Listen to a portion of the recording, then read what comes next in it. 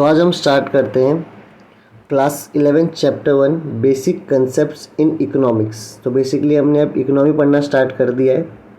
देखते हैं इसमें क्या है। Today's world is marked by scientific inventions and discoveries.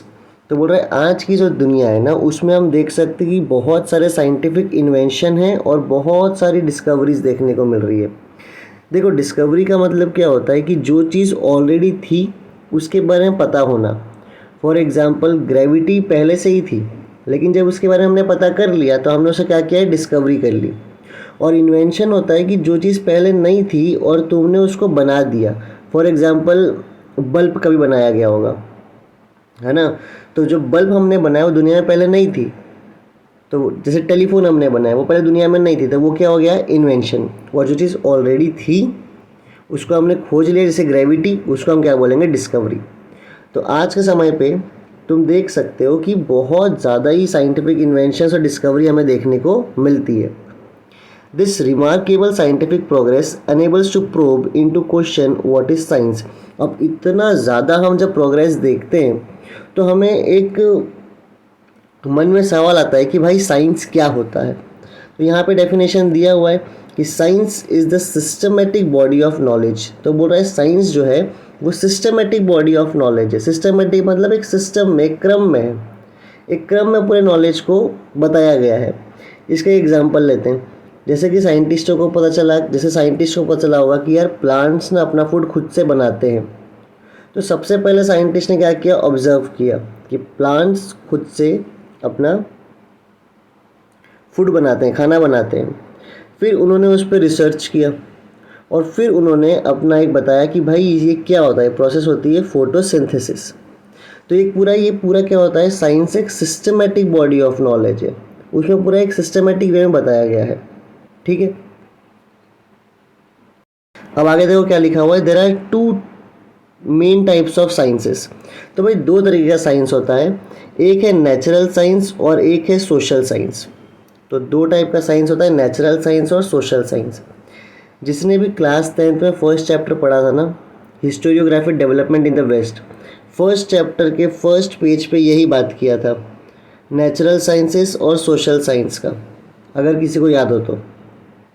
अगर नहीं है तो बस वापस समझते हैं इस बातों को। देखो, natural science is one whose laws are universally acceptable. तो नेचुरल साइंस मतलब ऐसी साइंस होती है जैसे कि फिज़िक्स, केमिस्ट्री, बायो, इनका जो लॉ है ना, फिज़िक्स का जो लॉ है वो यूनिवर्सली एक्सेप्टेड है।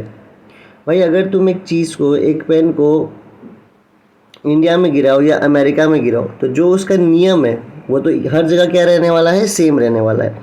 तो नेचुरल साइंस का नियम क्या होता है, जो लॉ जो होता है वो यूनिवर्सली मतलब हर जगह क्या है, वो एक्सेप्टेबल है। And their validity can be tested in laboratory. और भाई हम इस चीज़ को चेक भी कर सकते हैं लैब में। अगर तुम्हें ग्रेविटी के बारे में पढ़ना है तो तुम ग्रेविटी को चेक भी कर सकते हो, और पूरी दुनिया में उसका लॉ क्या रहेगा भाई, सेम रहेगा, under controlled conditions. Natural sciences are also called the exact science because of their empirical method. भाई नेचुरल साइंस को हम एक और साइंस क्या बोलते हैं, एग्जैक्ट साइंस। क्यों? क्योंकि हम इसमें एक्सपेरिमेंट कर सकते हैं, इसको हम प्रूफ कर सकते हैं, और इस अप्रोच को हम क्या बोलते हैं, एम्पेरिकल अप्रोच। ये मैंने क्लास 10th में भी समझाया था। एम्पेरिकल अप्रोच का मतलब क्या होता है, ये ऐसी स्टडी होती है जहाँ पे तुम एक्सपेरिमेंट कर सकते हो। तो नेचुरल साइंस क्या है, नेचुरल साइंस में तुम एक्सपेरिमेंट कर सकते हो, तुम उसे प्रूफ कर सकते हो, तुम उसमें एक लॉ बना सकते हो, तुम लैब में जाके उसको टेस्ट कर सकते हो। इसी को अपन क्या बोलते हैं, एम्पेरिकल मेथड या फिर एम्पेरिकल अप्रोच। जैसे कि एग्जांपल ने बताया नेचुरल साइंस का, मैथमेटिक्स, फिजिक्स, केमिस्ट्री, ये सब किस में आता है भाई, नेचुरल साइंस। समझे, बहुत सिंपल है।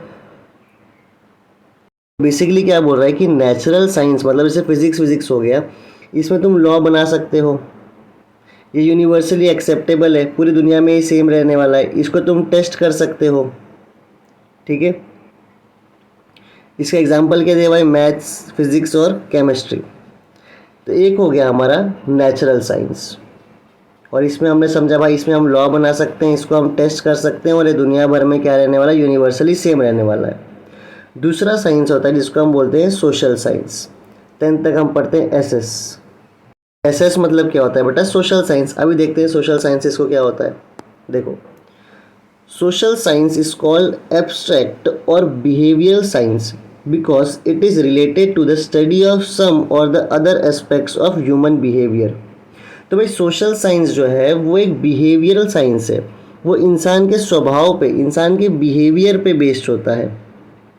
ठीक है, अगर तुम नेचुरल साइंस देखो तो उसको तुम जाके प्रूफ कर सकते हो, उसमें तुम एक्सपेरिमेंट कर सकते हो, लेकिन सोशल साइंस में उसको तुम प्रूफ नहीं कर सकते, उसमें तुम एक्सपेरिमेंट नहीं कर सकते, उसमें कोई एक नियम नहीं लगा सकते, क्योंकि सोशल साइंस किस पे होता है बेटा? वो एक बिहेवियर पे बेस्ड होता है, वो इंसान के बिहेवियर पे। अब हर इंसान का बिहेवियर जो है वो अलग अलग है। अगर तुम साइंस में ग्रेविटी को देखोगे तो वो तुमने एक लॉ बना दिया तो भैया वो हर जगह सेम रहेगा। लेकिन अगर तुम सोशल साइंस पे आ जाओ, ये हो गया नेचुरल साइंस। अगर तुम सोशल साइंस पे आ जाओ तो ये किस पे बेस्ड है? ह्यूमन बिहेवियर पे। और भाई इंसान का जो बिहेवियर है, इंसान का जो स्वभाव है, क्या वो सेम रहता है हर इंसान का? हर इंसान का स्वभाव अलग अलग है, हर इंसान का बर्ताव अलग अलग है, इसलिए तुम कोई एक नियम, एक कानून लगा सकते नहीं हो। तो सोशल साइंस क्या है बेटा? ये एक एब्स्ट्रैक्ट है, या फिर इसको हम क्या बोल सकते हैं कि एक बिहेवियरल साइंस है। क्यों? क्योंकि इसमें हम किसकी स्टडी करते हैं? ह्यूमन बिहेवियर्स की। किसकी स्टडी करते हैं बेटा? ह्यूमन बिहेवियर की। ठीक है, कुछ एग्जाम्पल दिया हुआ है, psychology is related to mental aspect of human behaviour. तो भाई साइकोलॉजी में हम किसकी बात करते हैं? मेंटल एस्पेक्ट की। अभी समझाता हूँ और थोड़ा सा। और sociology is related to the study of social aspect. अब देखो, दो एग्जाम्पल दिया हुआ है, एक एग्जाम्पल दिया हुआ है साइकोलॉजी और एक एग्जाम्पल दिया हुआ है सोशलॉजी। देखो, जब एक इंसान खुद कैसे सोचता है, खुद कैसे दुनिया को देखता है, जब हम उन सारी बातों को देखते हैं, एक इंडिविजुअल इंसान, तुम खुद कैसे सोचते हो, जब तुम्हारी सिर्फ बात करूँगा तो वो कौन सी पढ़ाई हो गई? साइकोलॉजी की। अब भाई हर इंसान तो अलग सोचता है ना, तुम्हारी सोच कुछ और होती है, तुम्हारे दोस्त की सोच कुछ और होती है, तो इसको हम क्या बोलते हैं? साइकोलॉजी। सोशलॉजी में क्या होता है? सोशलॉजी का मतलब होता है कि कैसे एक इंसान दूसरे इंसान के साथ इंटरेक्ट कर रहा है, कैसे समाज का प्रभाव एक इंसान के ऊपर पड़ता है। जब हम वो सब देखते हैं तो वो क्या हम बोलते हैं? सोशलॉजी। कुल मिला के सोशल साइंस में क्या होता है, यहाँ पे तुम कोई एक लॉ नहीं बना सकते, है ना। देखो, इसको बहुत ध्यान से समझ जाओ। एक होता है बेटा नेचुरल साइंस और एक होता है सोशल साइंस। अब नेचुरल साइंस और सोशल साइंस में क्या फ़र्क है यार? नेचुरल साइंस में तुम कोई एक लॉ बनाओगे ना तो दुनिया भर में यूनिवर्सली वो एक्सेप्टेबल रहेगा, ठीक है। लेकिन सोशल साइंस में तुम कोई एक लॉ नहीं बना सकते, क्योंकि सोशल साइंस किसके बारे में है? वो है ह्यूमन बिहेवियर, और इंसान का बर्ताव जो है वो बदलता रहता है। तुम खुद भी इंसान, तुम खुद भी हो ना, आज तुम्हारा किसी चीज़ को लेकर कुछ और व्यू पॉइंट होगा, कल तुम कुछ किताब पढ़ो, तुम्हारा नज़रिया बदल जाएगा। साथ इसमें एग्जाम्पल क्या दिया हुआ है? या नेचुरल साइंस में एग्जाम्पल दिया था maths, physics, chemistry. Social sciences में क्या एग्जाम्पल दिया हुआ? यहाँ पे अभी दो एग्जाम्पल देखा हमने, साइकोलॉजी और सोशलॉजी। साइकोलॉजी मतलब इंसान का मेंटल एस्पेक्ट, कि वो खुद कैसे सोचता है। सोशलॉजी मतलब एक इंसान समाज में आता है तो कैसे बर्ताव करता है, समाज का एक इंसान पे क्या प्रभाव होता है, क्या इम्पैक्ट होता है।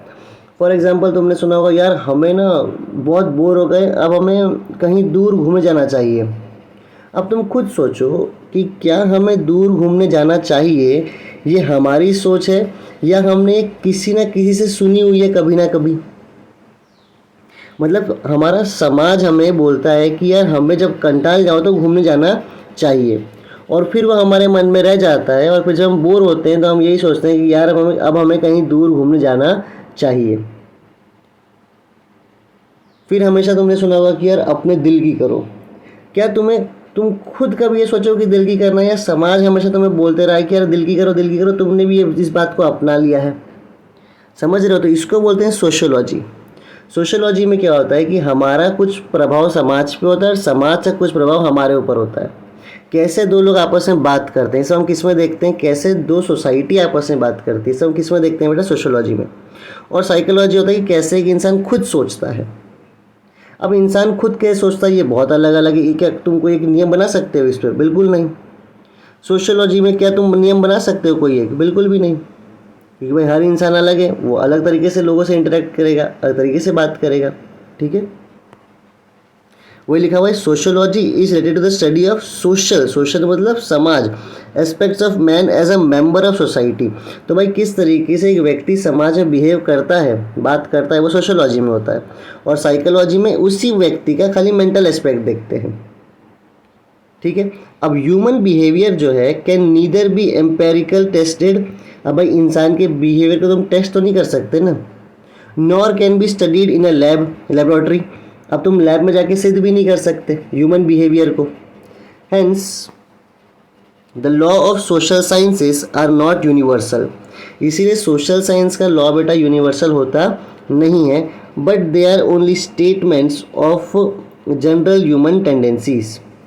तो भाई जो सोशल साइंस है उसमें कोई यूनिवर्सल कानून नहीं होता, लेकिन नेचुरल साइंस में यूनिवर्सल लॉ होता ही होता है। क्या ये बात तुम्हें समझ में आ गई है? तो हम आगे बढ़ते हैं, ठीक है। मैं कई बार बहुत बार रिपीट करता हूँ क्योंकि मुझे लगता है ना कि हर बच्चे को समझने का अलग स्तर होता है, अलग लेवल होता है।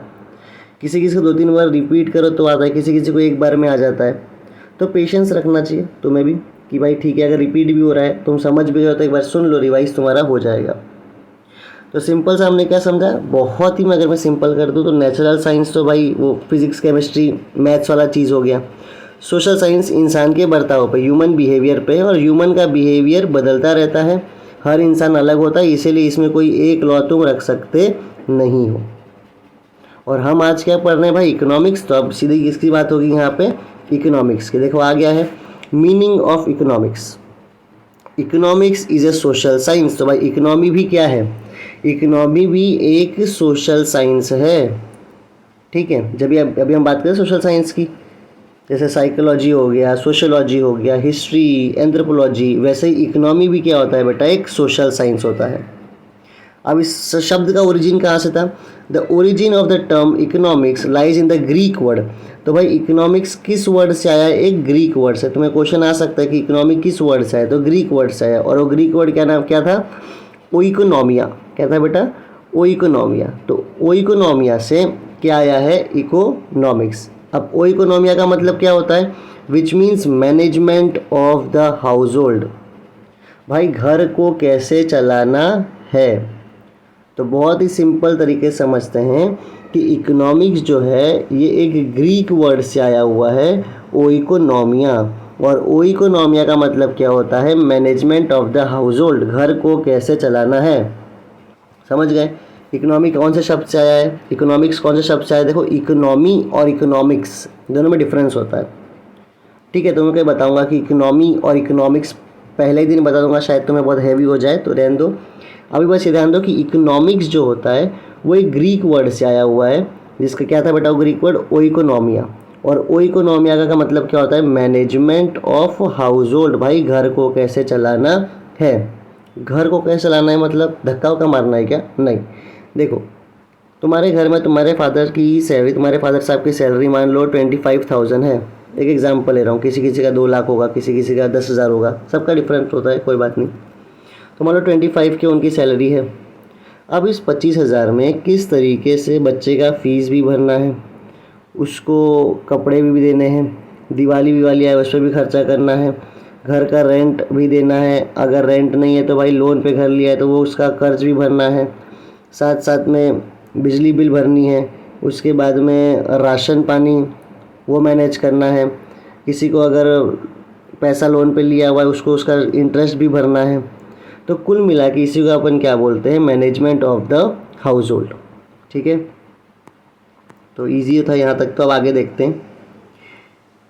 Economics is referred as queen of social sciences by Paul Samuelson. तो भाई एक व्यक्ति हैं पॉल सैमुअलसन, इनके हिसाब से सोशल साइंस की क्वीन कौन है, इकोनॉमिक्स। तो याद रखना है किसके हिसाब से, पॉल सैमुअलसन के हिसाब से।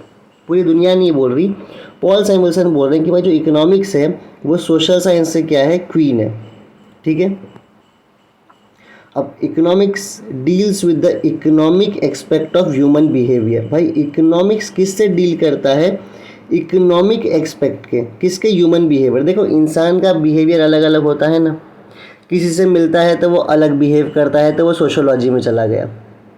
लेकिन अगर हम किसी इंसान के ह्यूमन बिहेवियर को देखें, लेकिन ह्यूमन बिहेवियर कौन सा, खाली इकोनॉमी वाला, तो उसको अपन क्या बोलेंगे कि भाई ये है इकोनॉमिक्स। तो इकोनॉमिक्स किससे डील करता है?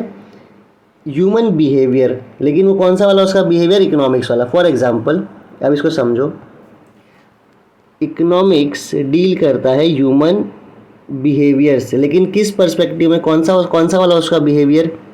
उसका इकोनॉमिक वाला। अब इस बात को समझते हैं यार, इकोनॉमिक वाला बिहेवियर क्या होता है ना? ये क्वेश्चन होना चाहिए यार, इकोनॉमिक वाला बिहेवियर क्या होता है। जैसे अभी मैंने तुमको बताया, मान लो तुम्हारे फादर तुमको 10,000 रुपये दे देते हैं, एक एग्जांपल लेते हैं। तुम्हारे फादर ने पापा ने तुम्हें 10,000 रुपये तुम्हारे दे दिया। अब तुम्हारे पास 3-4 ना चॉइस आ गए हैं कि क्या ये 10,000 से मैं कोई कोचिंग ज्वाइन कर लूँ 11th के लिए, या फिर इस 10,000 रुपये लेके मैं कोई और कहीं इन्वेस्टमेंट के लिए पैसे डालूँ क्या। तुम्हारे दोस्त ने बता दिया कि भाई एक वो होता है, क्या बोलते हैं उसको, शेयर बाज़ार, वहाँ पे डाल दूँ क्या। फिर देखो, अगर तुम कोचिंग में पैसा डालते हो, इसको समझते हैं, 10,000 रुपया है, एकदम आराम से समझो, ये सब घाई नहीं करने का। अगर तुम कोचिंग में पैसा डाल देते हो तो भाई ये फ्यूचर इन्वेस्टमेंट हो गया कि भाई पढ़ लिख के कुछ बन जाओगे। अगर तुम शेयर मार्केट में पैसा डालते हो तो क्या पता आए या ना आए, आ भी सकता है भाई और नहीं भी आ सकता है। तीसरी चीज़ तुम क्या कर सकते हो 10,000 का, कि भाई कोई चीज़ कपड़े वपड़े खरीद लेता हूँ, छोड़ो यार क्या पैसा क्या फ्यूचर, अभी का सोचता हूँ और कुछ कपड़े खरीद लेता हूँ। या फिर तुम्हारा मन होगा भाई कहीं घूम के आता हूँ, 10वीं ख़त्म हुआ है, रिज़ल्ट आया है, रिज़ल्ट देख के दिमाग घूम गया है, चलो कहीं घूम के आते, थोड़ा मूड फ्रेश हो जाए। तो अब ये तुम्हारे ऊपर है भाई, तुम पैसा कहाँ खर्च करोगे, ये तुम्हारे बिहेवियर पे डिपेंड करता है। तुम बड़े घुमक्कड़ किस्म के व्यक्ति हो तो घूमने निकल जाओगे, खर्चेलू हो तो कपड़ा खरीद लोगे। तुम्हें अगर ऐसा लगता है कि नहीं भाई बहुत फ्यूचरिस्टिक व्यक्ति हो कि भाई आगे करे कुछ करना है अपने घर वालों के लिए, तो कोचिंग में खर्च कर दोगे। अगर तुम्हारा दिमाग ऐसा है कि नहीं भाई पैसा ही सब कुछ होता है, तो भाई तुम इन्वेस्टमेंट की सोचोगे। तो कुल मिला के ये सब क्या है? तुम्हारा ह्यूमन बिहेवियर। और कौन सा वाला ह्यूमन बिहेवियर है तुम्हारा? ये इकोनॉमी वाला। समझ गए? तो भाई इकोनॉमिक्स किससे डील करता है? Human behaviour. इकोनॉमिक किससे डील करता है? Human behaviour. और कौन से वाले? इकोनॉमी वाले, क्योंकि इकोनॉमी किसका हिस्सा है? सोशल साइंस का। और सोशल साइंस किससे डील करता है? ह्यूमन बिहेवियर से। समझ रहे हो? देखो, इकोनॉमी किसका हिस्सा है? सोशल साइंस का। सोशल साइंस किससे डील करता है? ह्यूमन बिहेवियर से। तो इकोनॉमी भी किससे डील करेगा? ह्यूमन बिहेवियर से। लेकिन ये इकोनॉमी है, तो इकोनॉमी किस ह्यूमन बिहेवियर से डील करेगा? इकोनॉमिक्स वाले। सिंपल है। देखो, मैं कहीं कहीं इकोनॉमी बोल दे रहा हूँ इकोनॉमिक्स की जगह, तो वो मैं इकोनॉमिक्स ही बोलना चाह रहा हूँ, ठीक है। और मैं बता भी रहा हूँ कि दोनों का डिफरेंस अलग होता है, दोनों का वर्ड जो है उसमें डिफरेंसेस होती हैं, ठीक है। यहाँ तक हम समझ लिया। अब देखते हैं, Economics deals with how human beings satisfy unlimited wants with limited means।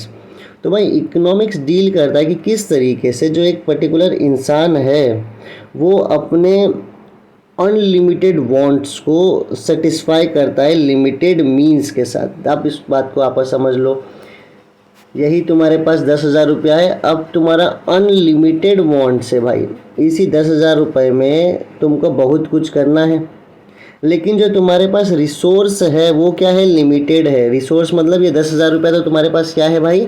Limited है। तो तुम्हारे पास जो पैसा है वो लिमिटेड है, पर तुम्हारी ज़रूरतें जो है वो असीमित है, वो अनलिमिटेड है। अब किस तरीके से तुम ये लिमिटेड पैसे से अपना अनलिमिटेड ज़रूरतें पूरी करते हो, इसी को हम क्या कहते हैं? इकोनॉमिक्स। अब वो अलग अलग तरीका है, अलग अलग व्यक्ति अलग अलग काम कर। कोई कोचिंग में डाल देगा कि भाई क्लास करता हूँ, आगे चल के कुछ बड़ा आदमी बन जाऊँगा तो फिर पैसा कमाऊँगा ही।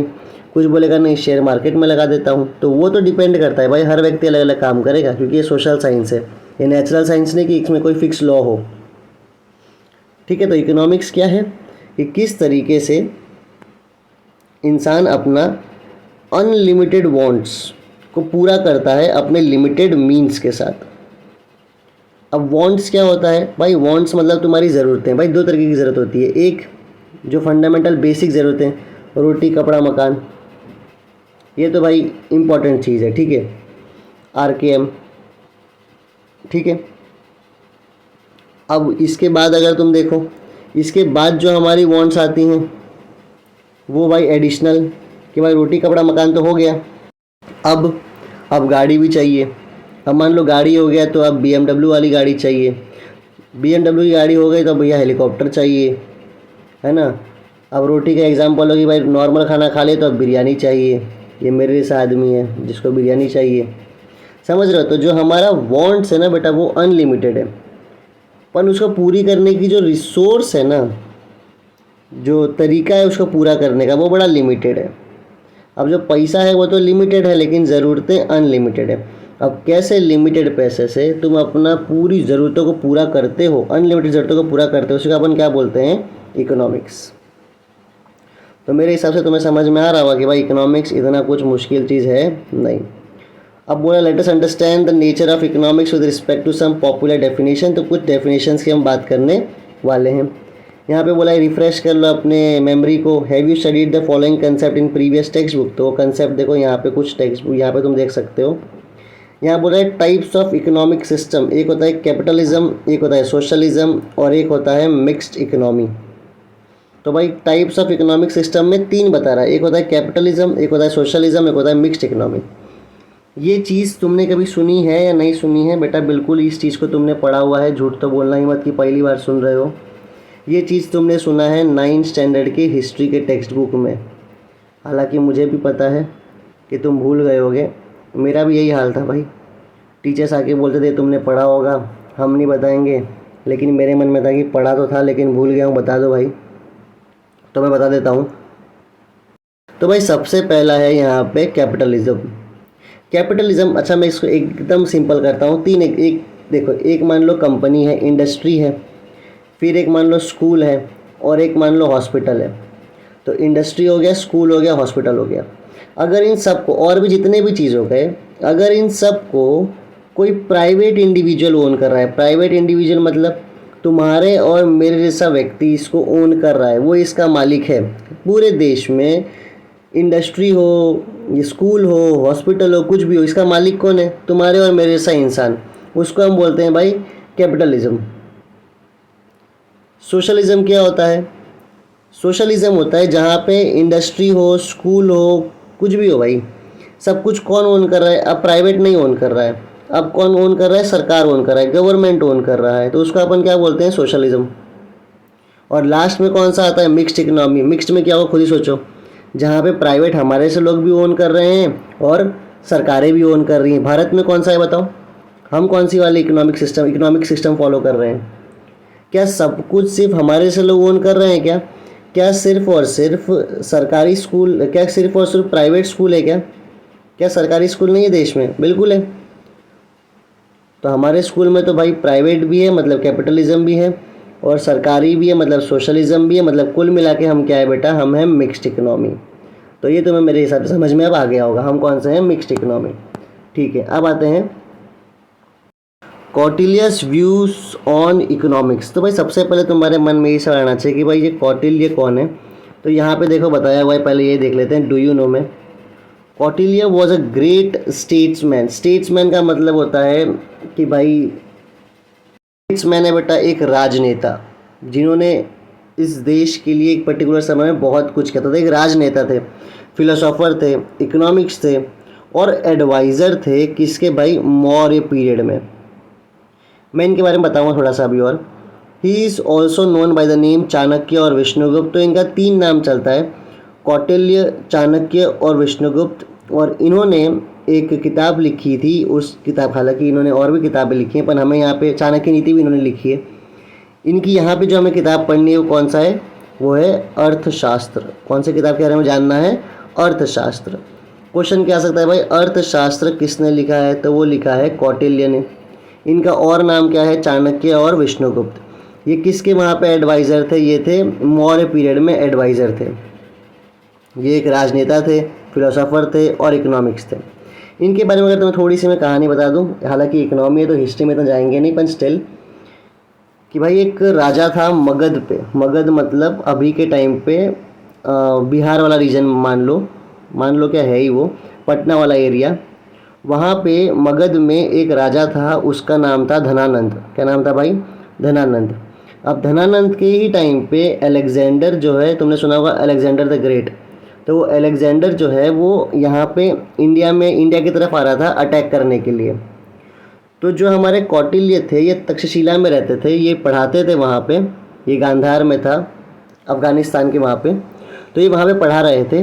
तो ये आए धनानंद के पास कि यार देखो ये अलेक्जेंडर आने वाला है, तो इसको रोकना बहुत ज़रूरी है। अब धनानंद ने क्या किया, धनानंद ने कौटिल्य, विष्णुगुप्त न बोलो, कौटिल्य बोलो या फिर चाणक्य बोलो, इनकी इन्होंने बहुत ज़्यादा बेइज्जती कर दी। धनानंद ने, जो कि राजा कहाँ का है भाई, मगध का। तो धनानंद ने किसकी बेइज्जती कर दी थी, कौटिल्य, विष्णुगुप्त, चाणक्य, जो भी बोलो, कौटिल्य की बेइज्जती कर दी।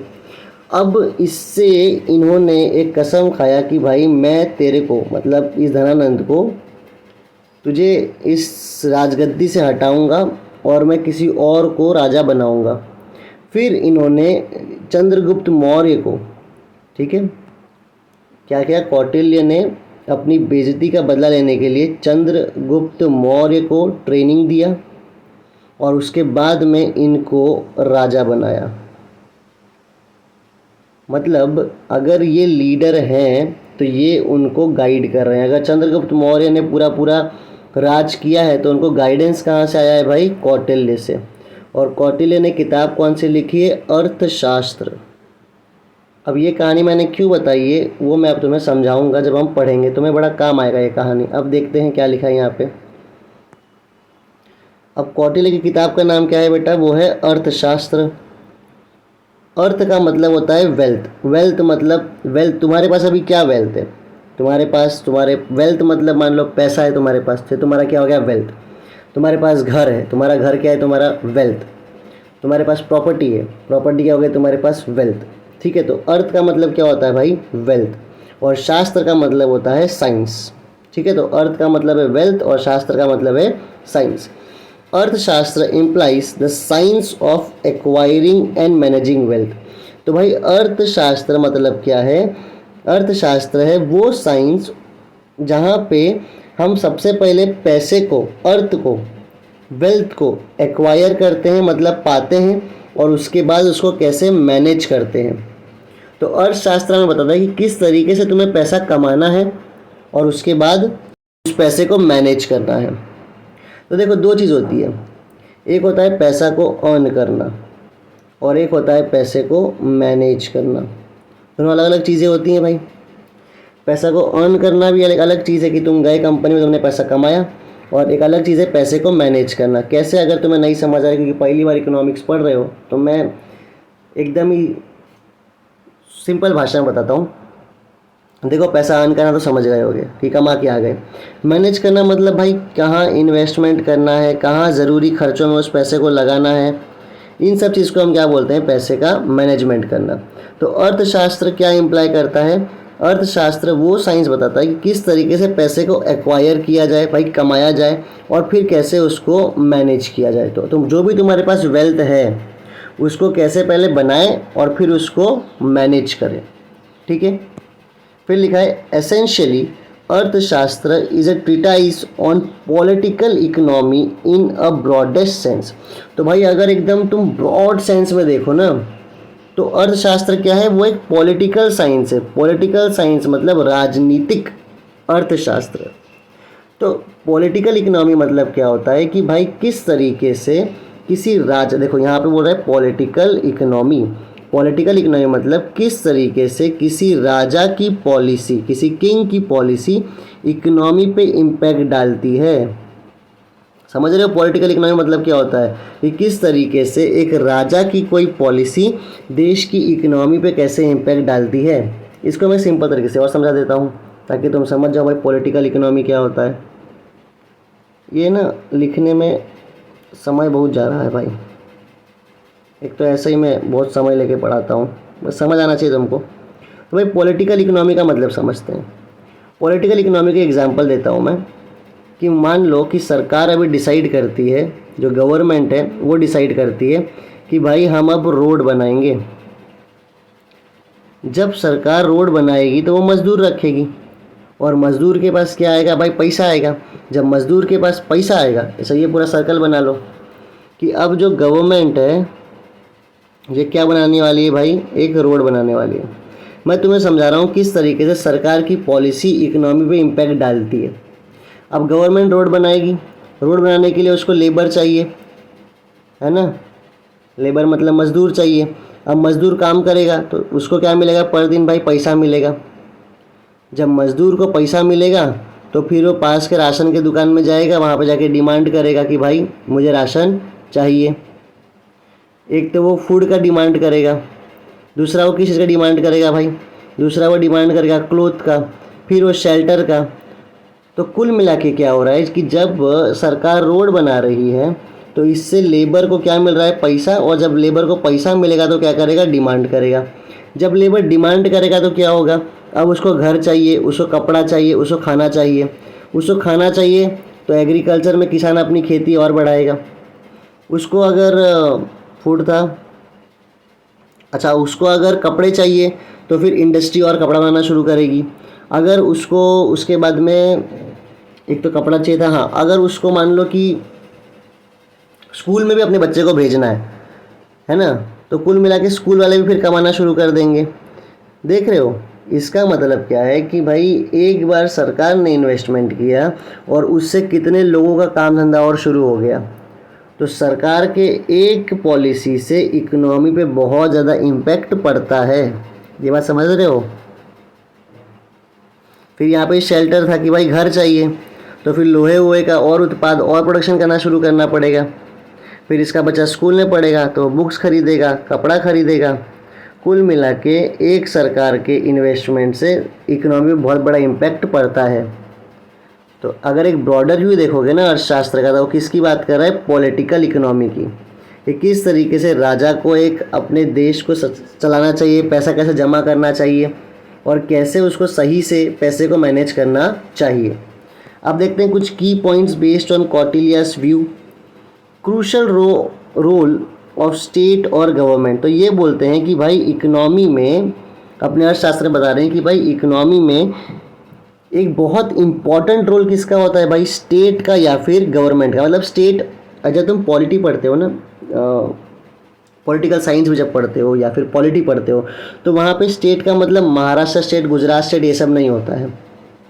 ठीक है, समझ आता हूँ। देखो, क्रूशल रोल ऑफ स्टेट, अबे ये क्या हो रहा है, स्टेट या फिर इसी को हम कह देते हैं गवर्नमेंट।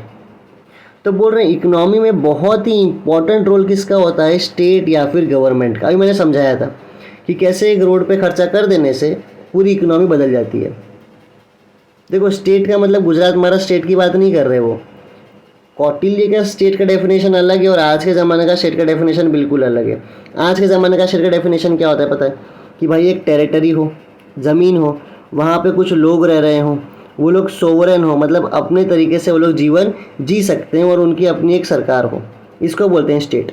स्टेट मतलब गुजरात स्टेट, महाराष्ट्र स्टेट नहीं। अगर तुम ये नहीं भी समझो तो कोई बात नहीं, पर इतना याद रखो कि इनके हिसाब से, कौटिल्य के हिसाब से, इकोनॉमी में सबसे इम्पॉर्टेंट, बहुत इम्पॉर्टेंट रोल किसका होता है, स्टेट का या फिर सरकार का। दोनों एक ही बात है ना। यहाँ पे सरकार का रोल क्या है बेटा, बहुत ज़्यादा ज़रूरी होता है। कैसे, मैंने भी समझाया था। फिर बोल रहे हैं focus on creation of wealth as a means to ensure welfare of the state. तो भाई अगर तुम्हें अपने साम्राज्य को ठीक से चलाना है तो तुम्हें किस पे ध्यान देना है, किस पे फोकस करना है, वेल्थ के क्रिएशन पे, है ना।